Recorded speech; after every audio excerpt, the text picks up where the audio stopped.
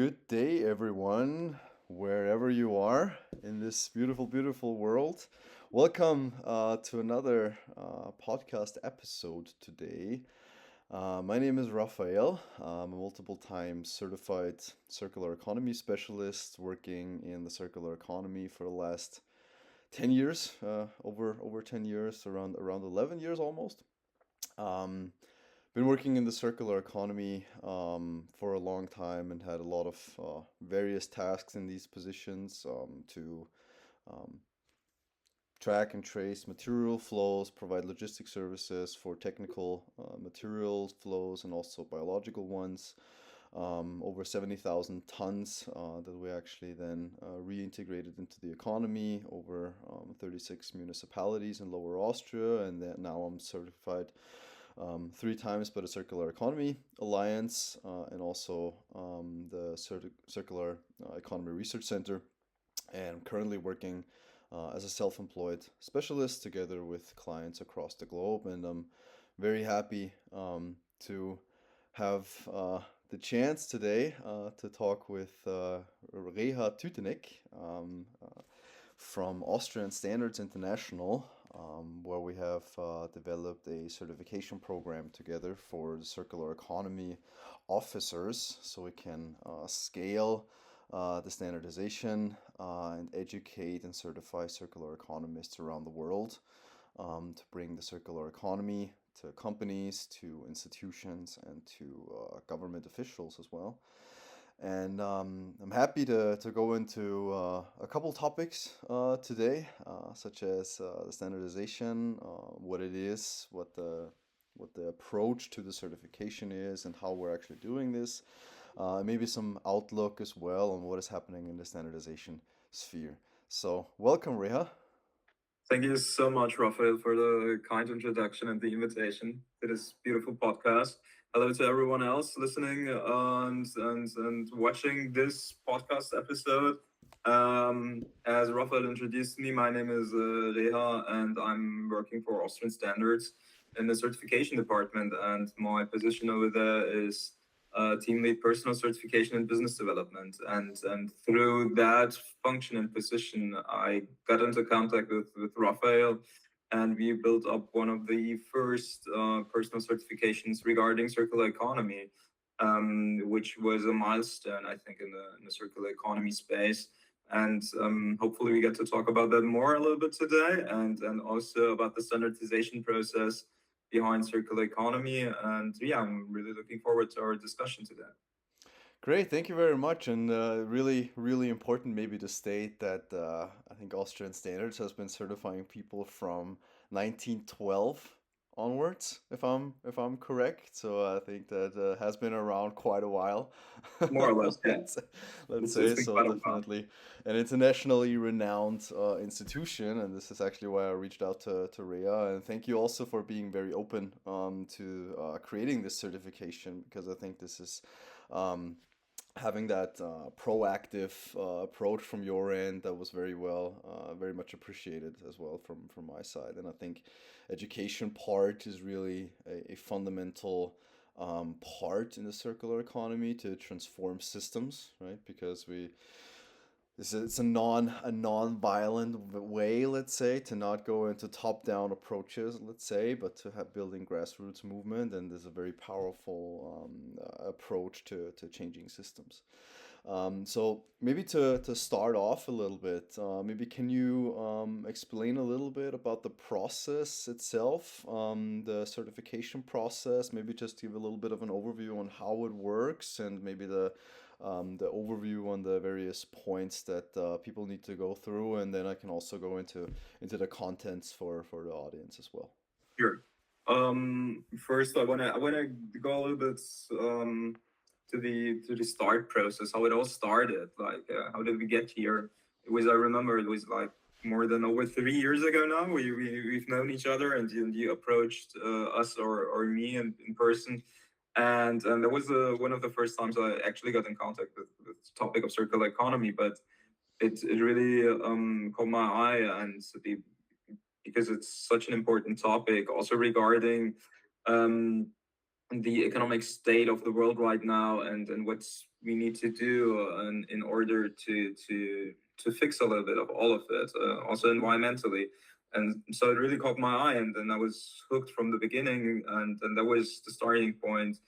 Together with you, and you infusing me with that topic, to get going in the circular economy department. So the first thing I did was actually, I was reaching out to our standardization department, and asking them, hey guys, is there any standard we can use for this topic and for this personal certification? And the answer was, after a couple of tries, was a yes. So I got into contact, and got to know the standard of the 5900 series, where our certification is actually based right now. So, and but back then it wasn't released, so it was still in a draft position, and with that draft we kind of worked out, and also with the content you gave me, and you had worked out over the years and your experience, we worked out personal certification. So how, that's a little bit of the rough process around it, and what is important for a personal certification from our point of view. So all of our certifications are based on an ISO standard. That's the 17024. That's basically the standards how to build up and how to certify people. And based on that, we defined a competency profile with certified circular economy officers according to the 5900 series, should be competent in, and based on that competency profile, and then also with the ISO standard, and also the knowledge you had, and then the content you had, we then go from the competency profile to the content that leads to the competency. So, and the content is basically the knowledge you need to acquire to get to those different competencies. So that is more or less the process behind it, how to build up such a structure of a certification scheme, which you had the chance to see at firsthand, now over 3 years ago. And yeah, and how can you get it? Well, you got to take an exam with us, and you're also one of our esteemed examiners in that process. And so you got to make a presentation or circular economy project for, it can be fictitious, but it can also be a real project, that it needs to be according to our certification scheme. And you're going to be tested with two auditors regarding that circular economy project, and afterwards you will be certified. That's basically it. I was Perfect, talking thank you. time. Yeah. Sorry. Thank you. No worries. Um, but yeah, it's great. Thank you very much for giving that overview a little bit. I think it's very important for people to understand that this is not something that we have just pulled out of our heads, right? But there's the precise process behind it, and that basically this certification is based on internationally recognized standard, right? The ISO 59000 standard series, namely the 59004, 59010, and 59020, which I'm very, very happy on the work that you are doing, because I think there's definitely, when it comes to the circular economy, a lot of new things and a lot of vocabulary, a lot of terms, a lot of maybe sometimes also vague descriptions of various topics. And I think this is definitely important to, first of all, through the 59010, to have the vocabulary, the terms and definitions ready, so that we're all talking the same language across the world. The 59020 on how we're actually then building value networks, circular business models, how we're actually then transitioning these types of systems into more sustainable structures, and of course also the KPI sphere of it, let's say, right? The numbers, the metrics, how we're assessing circularity, how we're actually measuring the various efforts, because there's a saying, what you cannot measure, you cannot really improve, right? So I think this is definitely something where you have done a great job, and it's really, again, it was very, very proactive from Austrian Standard side, and I think it was very open to how we're actually structuring these things. It's a dynamic topic, so we're also it's also important for the audience to know that we're updating that as new regulatory aspects come into it. For example, the Circular Economy Act or additional topics on the regulatory front.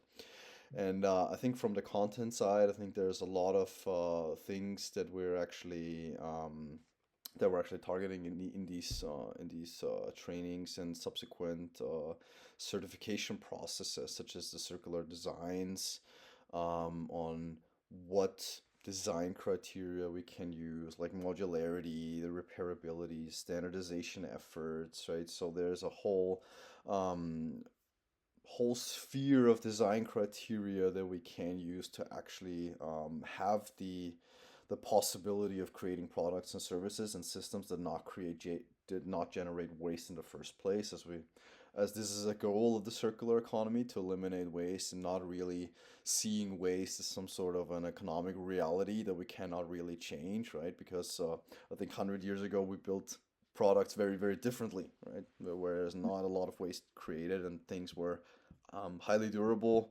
reused multiple times, had a very, very long lasting lifespan. So, um, this is one part of it that I'm very happy about, actually, that we're actually included that. Also, using these circular design principles for circular business models, circular supply chains, and really using that also on a systems level, let's say, to build decentralized value networks, let's say, that account for free market forces, that are really innovative, that reduce single point of failure risks through that decentralization aspect. So I think there's definitely a regenerative potential there, let's say. And also, what is important to know is that of course, we're covering the regulatory part of it.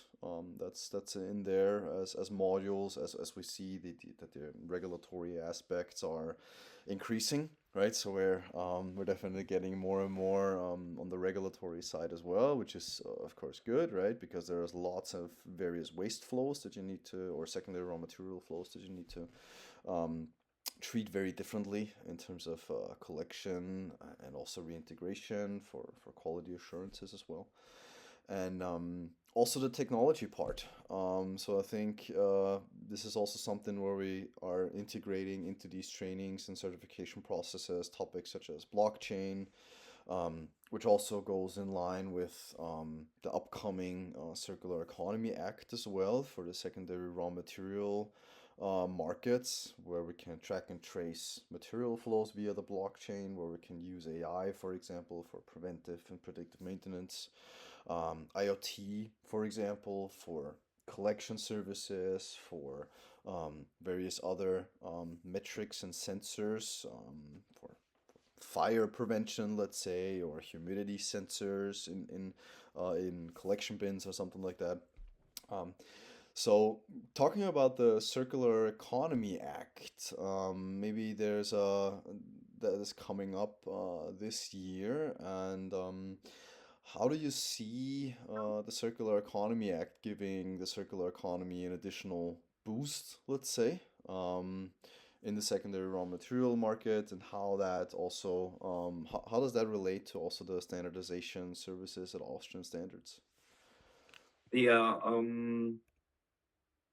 to be honest, most of the people, if they hear the word regulation and that there is a new regulation coming up, people are scared and don't want to have it because they think they need to do more in their company, and it's going to be kind of a waste of a time for them. And they, in the end, it's all about metrics, and you already said that.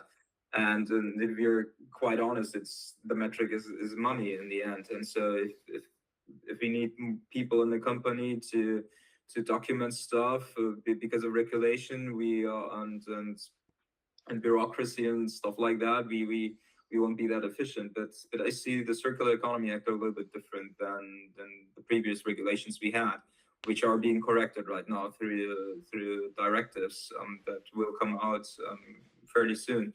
And I think we knew, together with the standardization process we have in the circular economy right now and the Circular Economy Act, I think it's fair to say that it's quite needed because we don't speak the same language. right now. And through the standardization process and the Circular Economy Act, all of the companies and all of the business models, we will understand each other and we will speak the same language, which will lead to efficiency regarding business models. Because for circular economy, it's not just about one company working out the circular economy stuff in their own premises, but it's about the collective. Like you The said, the you partner already networks, talked right? about Mm-hmm. the aspect of it, and if you want to really implement circular economy on different levels, you need that regionality, and for that regionality, you need to speak the same language. So the companies and the businesses need to speak the same language, and that's why I think the regulation and also the standardization together hand in hand will lead to more efficient business and in the end to more revenue, to be quite honest with you. And also regarding one aspect, which is one of the most important aspects for me, also looking at the world right now, what is all happening in the world. It's a fast-paced world, and not also fast-paced because everything is changing right now quite fast, especially regarding supply chain. We've been talking about inflation through the supply chain issues for the last 6 years, and nothing has really changed. And the only thing, well, not the only thing, but one of the most important things that could lead to improvement would be circular economy. And so it's very important that we have those regulations regarding circular economy and also the standardization process. Then we can each understand each other as businesses, Mm-hmm. so Yeah. we can work together as a collective. So Yeah. that's my stance on Yeah. the Yeah. regulation part. Yeah. I I know think it's a that's little a bit different because you see the bureaucracy behind it, but yeah, Yeah, I think that's a balance we need to strike, right? Because maybe for some companies it's a little bit too abstract, let's say, to go through all of these reportings and really hire and build up the departments. And as well, of course, they all want to be compliant, right? But if it goes over a certain level, then I think it maybe could be a little bit too difficult for them or a little bit overwhelming, let's say. And I think you touched on a great point, which is the harmonization aspect of it, right? So I think from the standardization is the fundamental layer for people to know what they're actually talking about and to have frameworks on that they can actually trust because it was created by experts, right? As I'm sitting in the national or we're sitting in the national committee together in Austrian standards, right? And also the Zen committee on a European level. I think this is where the whole expertise will be provided to the companies as well. And I think this is very important in regards to, for example, the Circular Economy Act, because they are talking about also the single market for secondary raw material flows, right? Which is very much needed. And I think this is also maybe a point where there's a little bit of a disconnection, let's say, from the academic sphere and from the practical sphere in the companies, right? Because of course, the overall goal is the elimination of wastes and basically building products so that they are not becoming waste in the first place, right? As we always said in waste management and in resource management, the best waste is no waste, right?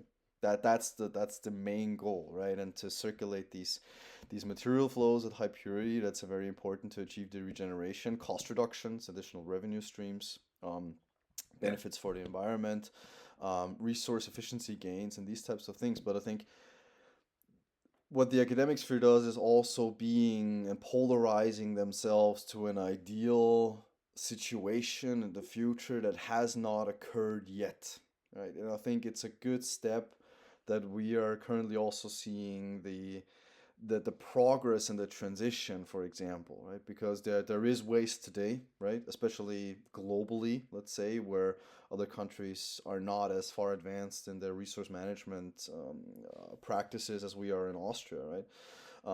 But I think from an international level, I think it's good to see that transition from a linear economy that generates waste, right, and then building up the secondary raw material market flows that we can take care of all of these secondary raw materials, and then basically shifting that into the circular economy where we're building things that do not become waste. But even then, if we build products that are not becoming waste, we also need this secondary raw material infrastructure because it's also about the practical applications on the ground, right? Because you need transport, You need collection hubs. You need weighing scales, right? You need containers. You need storage facilities, for example, for reusable things that you can then again rent out again, right? Because where do you store it? So maybe companies Even cannot though the really have. regulation comes in, right, to Exactly. build up all of those infrastructures and to require you to do that, because we definitely need that infrastructure to be more resilient and to apply a circular economy with all of the things you already said. And one aspect I wanted to touch on is because we were talking about kind of the academic divide and the business divide in there, and that there needs to be a balance. And I agree with you on that point 100%. But also to show the people who are not in the committees like we are, a little bit how those committees are compliant, and who is sitting in those ISO committees, or on the international level or on the European level or on the national level.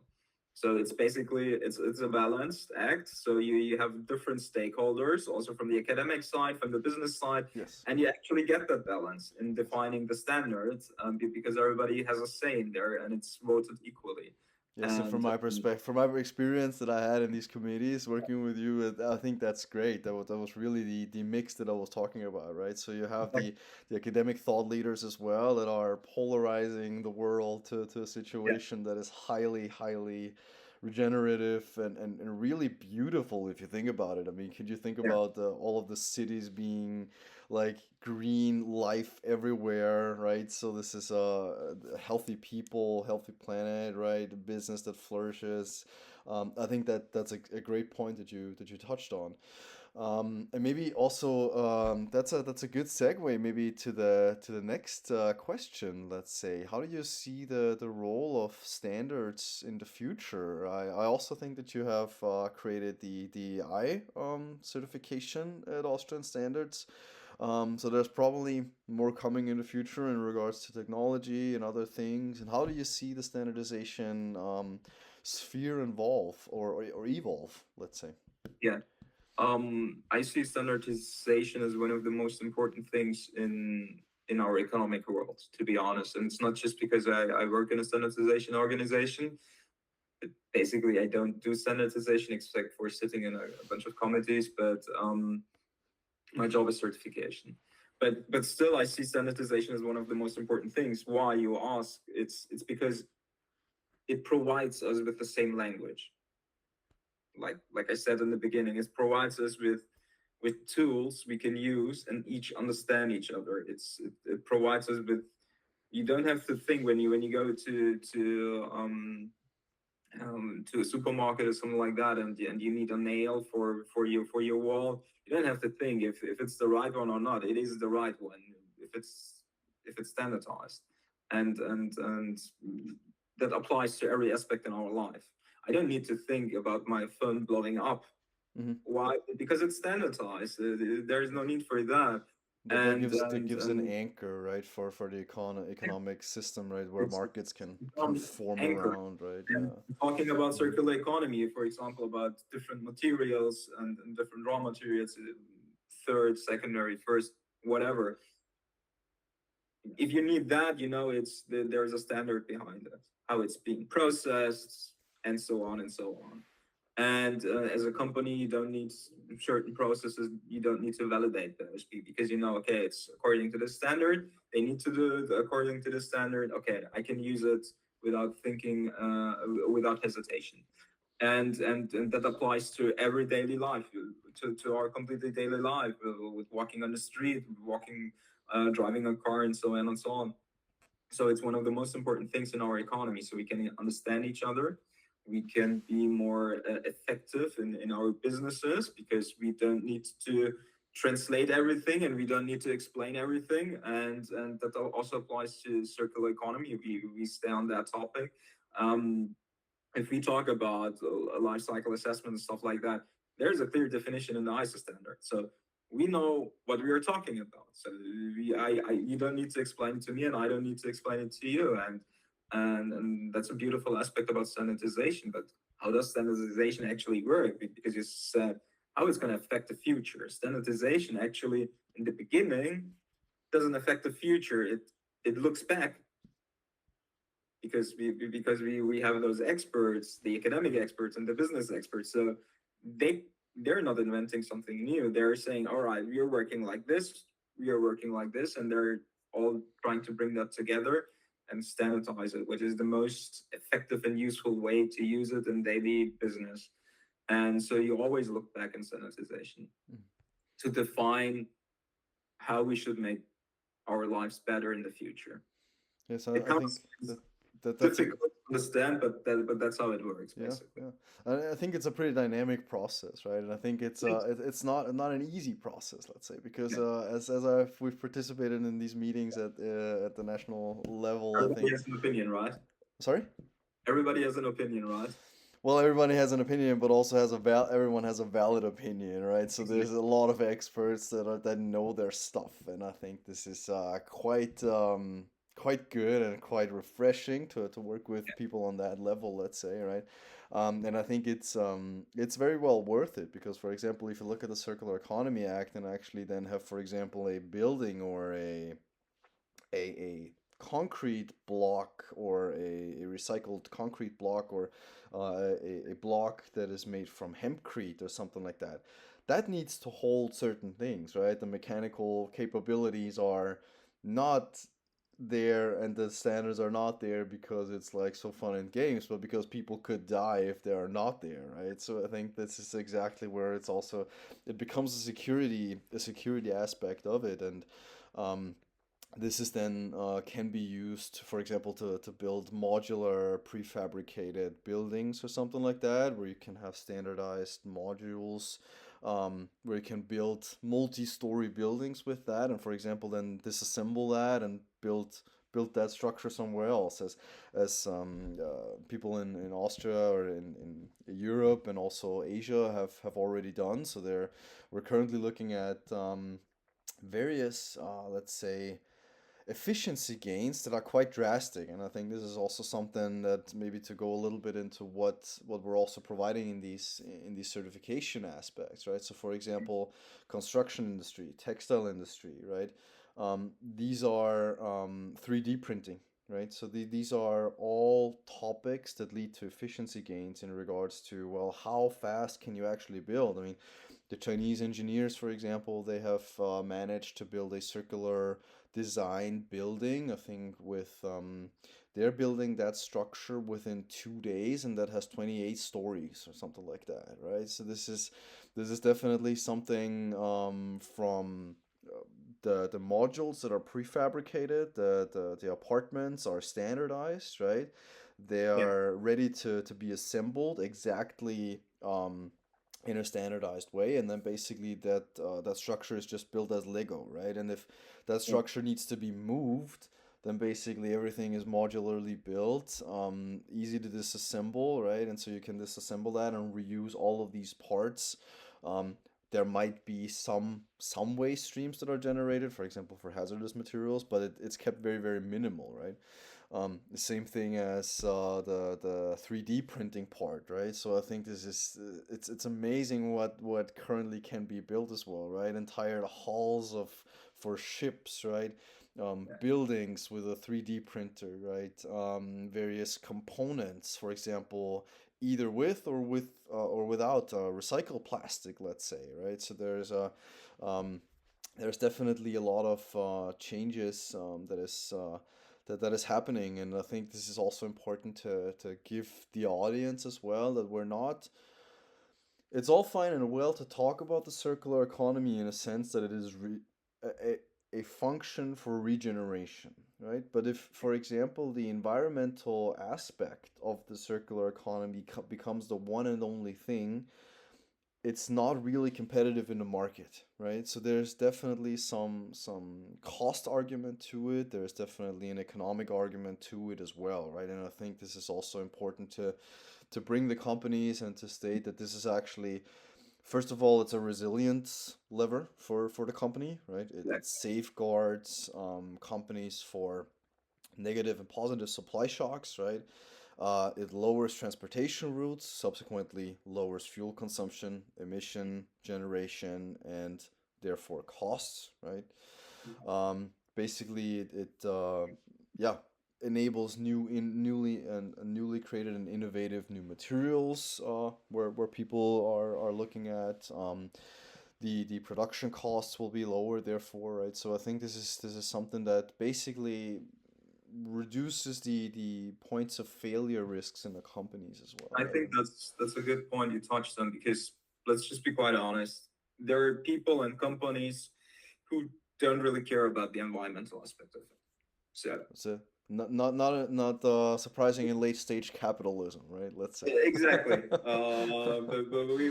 we're not going into that topic or that rabbit hole, because then it's going to be a really long discussion Yeah. we're going to have. But they don't care about that. Hmm.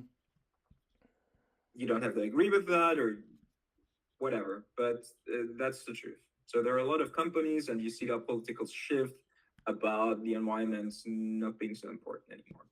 And the first time they read about circular economy, it's like, oh no, not again, this environmental topic. I don't care.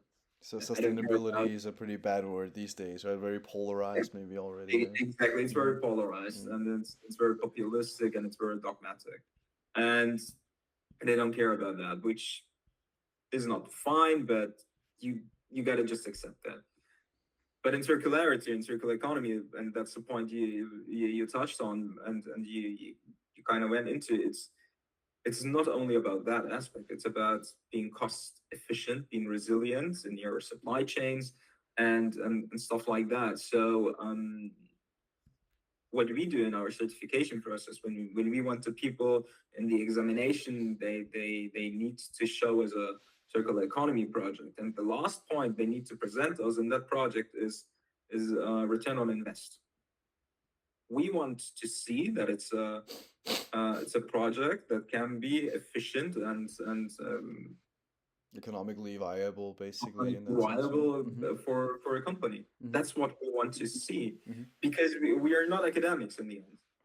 Yes. Well, I'm not an academic on circular economy, to be quite honest with you, but it's about being economically viable and being an economic improvement for the company, and I think that's the most important point about circularity, that circularity can actually provide. Yes, that A lot, combination, right, between the environmental aspects and the if you don't talk financial about the aspect. environmental aspect, all right, no need to talk about that, but still, circular economy is still can be and should be an important cornerstone for your company, even Yes, if and you don't care about the environment, yes, and that because it that's make your company resilient and cost efficient in the end. yes. And of course, it's not going to happen in the short term. Let's We can be quite honest about that too. It's a long term project. You So need to apply in your company. the time horizon for return on investment is a little bit longer, probably, right? Because you Yeah. need to look at the supply chains, and you need to look about your product and the usage and the use that your product has. And I think that's quite the amazing argument that you said, because one principle, of course, in the circular economy is, first of all, if we're going into these R strategies that everyone's talking about, right? Everyone's talking about repairability, reuse, right? Of course, right?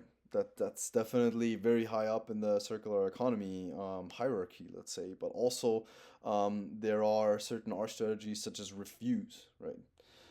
The ability to refuse certain cost positions in your company that are actually unnecessary and doesn't create a benefit for your bottom line, for example. This is also something where you can, not only on a product level, but where you can go at a corporation level. Let's say, well, what are we actually paying that we don't really need, right? So to have a little bit of a common sense element to it, I think this is also where the cost reductions immediately kick in, right? And also what you have touched upon, right? So that the reuse part, if we're going into that, well, how can I reuse products, let's say, right? First of all, that product needs to be highly durable, right? Yeah. Because you cannot really reuse something that just breaks or that just dissolves in water or something like that, right? So it needs to be durable, right? You need to look at your materials that you're using, and I think um, this is actually something that humanity has done for the last maybe thousands of years or something, that we're actually building highly durable products where a lot of work is actually going into that product, where a lot of um, energy is actually going into that product for that product to preserve that energy in that product as well. And I think this is very, very important, right? So we have done that, and I think from the capitalistic or late stage capitalism, whatever you want to call it, right? I would either not really call it capitalism because it's a little bit different already, but I think this is something where we can actually learn something from history, right? To have that caring approach, let's say. If I'm a company owner, then I would like to build a product that is highly qualitative, that lasts very long, right? That I can rent out, for example, through a product as a service model.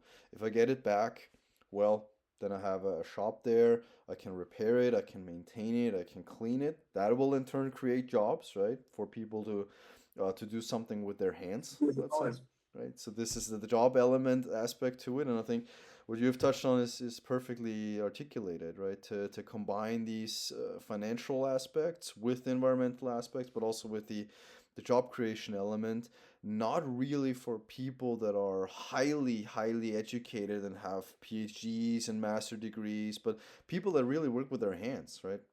And I think this is something where we can really build these loops. For example, these product as a service models, renting, leasing, right? And of course, I mean, product as a service model is needs to be modeled, let's say, in terms of financial viability. Because if you want to produce a pen, let's say, and then produce a product as a service model, the transportation costs it's all a little bit difficult, right? Because the capital expenditure is very low for that. But I think there's definitely doable, and with the new technologies that we're also using today, I think these systems can be built. And as we have also discussed on, I think this is very important. I mean, there are certain regulatory things that we need to discuss, right? Such as the liability in these new business models, in these circular business models, the financial viability for product as a service models, because it doesn't work for everything, right? It works very well, of course, for highly capital intensive industries, for example, um, for heavy machinery, let's say, right? Yeah. You would not throw away components of heavy machinery, for example, but you would remanufacture it. You would repair that stuff and then rent it out again. I think this is very easy and already done, right? Cheer or stuff Yes. like that, but also like daily use stuff, like my phone. Do Yes. I actually need a new phone every year? Well, basically, Exactly. no. Yes. Yes. Yeah, This and is then companies could improve on the circularity of daily use articles much more, and there's a lot of potential in that.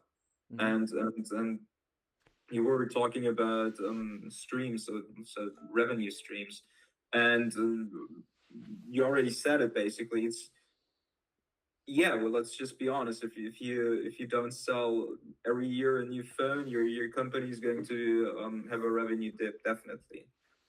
But um, through new revenue streams, you could build up on that.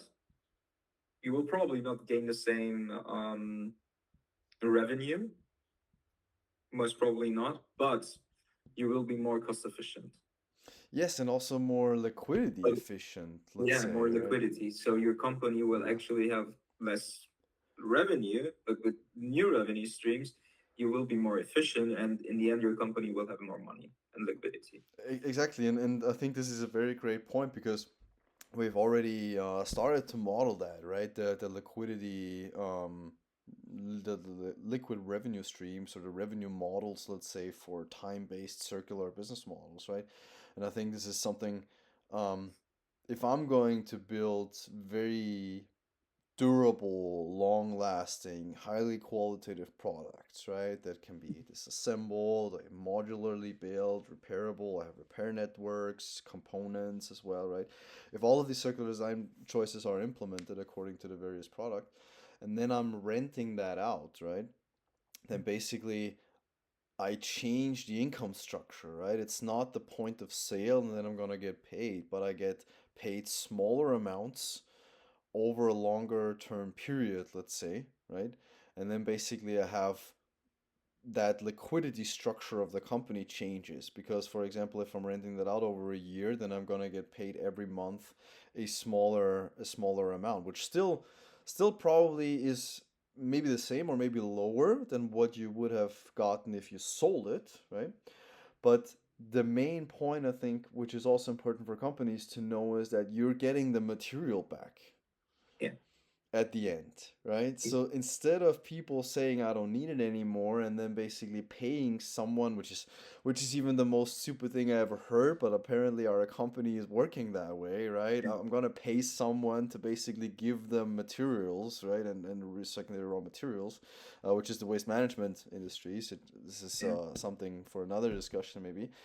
But if I don't use it anymore as a user and I'm giving that product back to the company, all that company gets is the raw materials, right?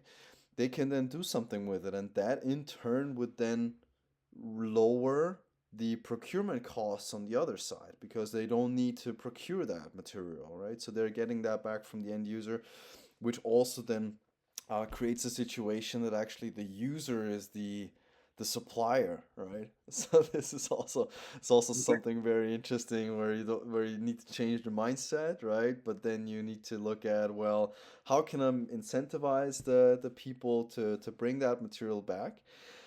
And if I can incentivize to bring back these materials, I'm getting back raw materials. The customer comes to me again, right? Which is also important in terms of customer or user retention for companies You're, because they're coming back, right?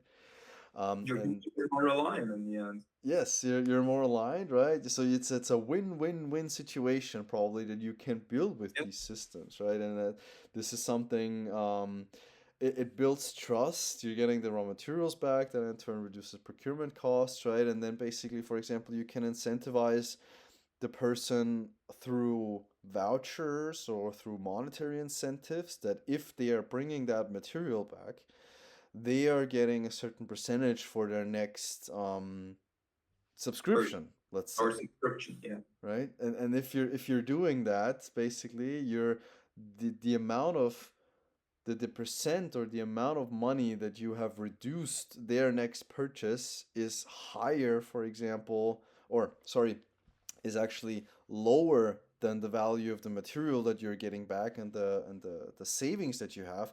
That's definitely profitable, right? Because you're saving more than what you're actually then giving up for Yeah. for the next user in terms of let's say discounts, right? So I think of course you need to model that according to the product, but I think this is just a couple of Yeah. benefits that are actually going there. But to to help the companies a little bit, or no, no, or not even to help them, but to give them a good point to all of the businesses out there and maybe listening to us, you don't have to invent those businesses or Yes. those business models. They're first of all they're already there. Second of all, they're standardized. And third of all, there are people who are experts in those fields and who can implement those business models. So it's not about you. You have to think about in your company about new business models and and and and invent something new and how to structure it and stuff like that. No, it's already out there. Yes, It's I think already that's there. exactly it. Yeah, and Sanitized works. It actually works because, like I explained, how sanitization works. It's you look back, what was there, how can we standardize the different models that were there, and then it gets standardized. So it's there are already proven models out in the field, out in the real world, and you don't need to be scared about inventing something new or something or new business models, and um, just just take what's out there. It's already out there. Just use it. And also regarding standardization, I wanted to touch upon another aspect of it a little bit, since I am from certification and I'm actually in the working group on ISO level on that. And there is being a new standard being built up, and that's the 59001. Yes, That's a the management. management standard. Yes, great. Thank you for bringing that up. Could you elaborate a little bit on that for the companies that are watching? Yeah, because I think it goes with the business model a little bit, Perfect. and that's the reason I'm bringing it up, and not because I'm in the working group right now and get to fly to Paris in 2 weeks for that working group, but Which is still um, cool, but yeah. yeah, yeah. In October, it's in Peru, by the way. But Nice. I'm not sure if I together. How do I need to build it up? Also regarding the business model, so you have a standardized, streamlined process where you can all document it, and you can educate all your people working in the company. So what are we actually doing? And it's just about the documentation process in that, and what is important in that. Also regarding different business models, so you get more efficient, and that's all what it's all about. So that's my lobbying point actually in the working group. Let's make it more efficient, guys. Let's help the companies out in there, so they can work more efficiently, and they have all hands on. And that's why we are trying to build up right now in the working group. So it's going to be ready probably, because standardization takes a little bit of time. We both know that. So it's going to be probably ready in 2028, I guess. So or maybe 29. So I'm going to be a little bit older than, but yeah. And then we will also, as a certification department, work on a certification for that for management systems in companies.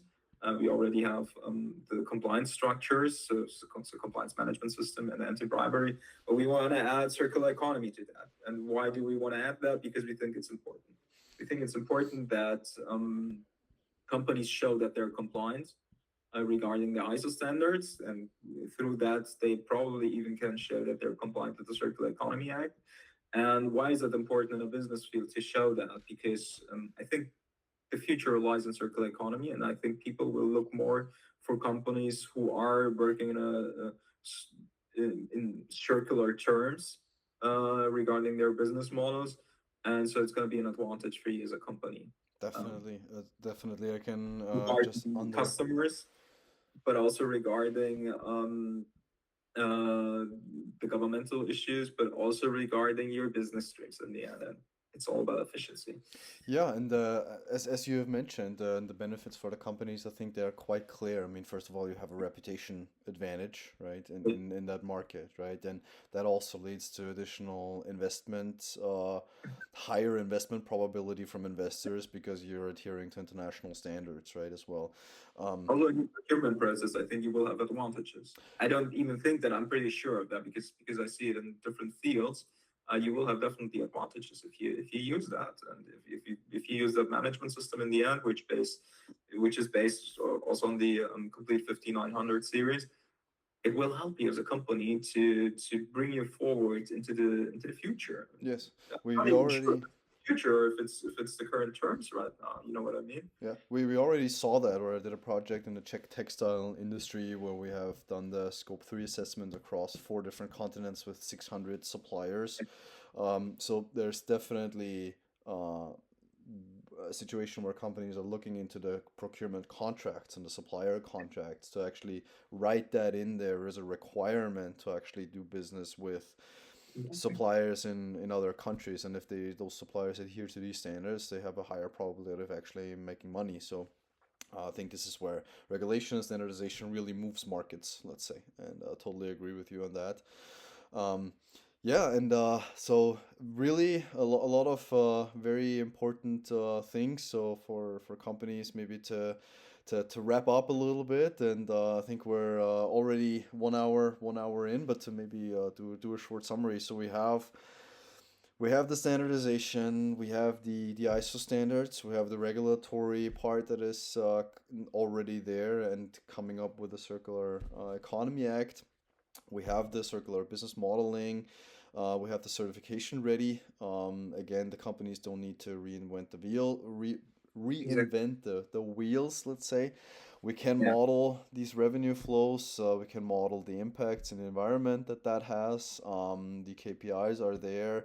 We also have the technologies where we can integrate blockchain-based tokenization systems together with raw material flows, water, energy loops, material loops, where we are also able to provide companies with blockchain protocols for real-time payments.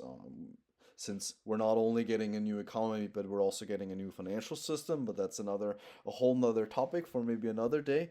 So real-time payments, decentralized payments, this is also where we are going to then use that for product as a service models through micropayments, where we can then deploy micropayments. So yeah, this is very, very important, and to know that we're actually are able to provide that dual transition, let's say, together with our partner portfolio that I have developed, a global circular economy portfolio with companies that are um, working in the digital product space, in the blockchain space, in the standardization and certification space, such as yourself, Reha, and other associations where we have multiple companies that can provide services if needed.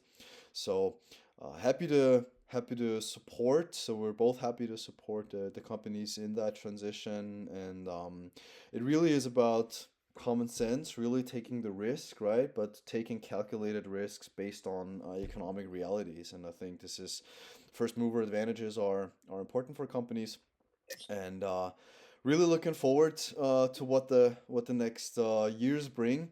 And so thank you very much, Reha, for your time today. It was really a pleasure to do that today. And Thank you so much. maybe some last words on your end that you Yeah, would like to state for the companies, and I think then we can wrap up here. yeah. For the companies, it's just about being, like you said, being first movers. And don't be scared. There's nothing to be scared about. It's calculated risk. The business models are already proving themselves over the last couple years or decades, even because there are some pilot projects who have been ongoing for 40 years or something like that. And so it's already proven business models. Just do it for the sake of your employees. If you want to be resilient in the future, just look out in the political space, or what's happening in the world right now.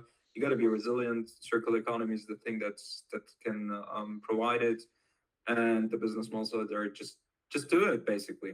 Yes, And as Nike said, right? Just do it.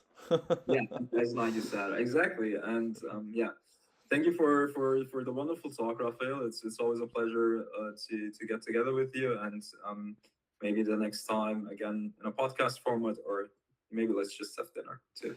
Yes, looking forward to it, Rhea. And also, again, thank you very much for that expertise on the standardization and certification side of it. And looking forward to the next opportunity. Really enjoyed it, and hopefully we have the possibility of doing that in the future again, or personally. So have a great day, everyone, and companies and other partners and associations that are listening to this. You can always reach out to Reha. You can also reach out to Austrian Standards or to myself. So we are going to link our contact addresses and contact details in the descriptions of these videos, and so you're always able to contact us and jump on a call if you need more information or just simply have an idea that you would like to discuss. So yeah, thank you very much. All the Thank you best too. to you, and greetings to Vienna. Thank you.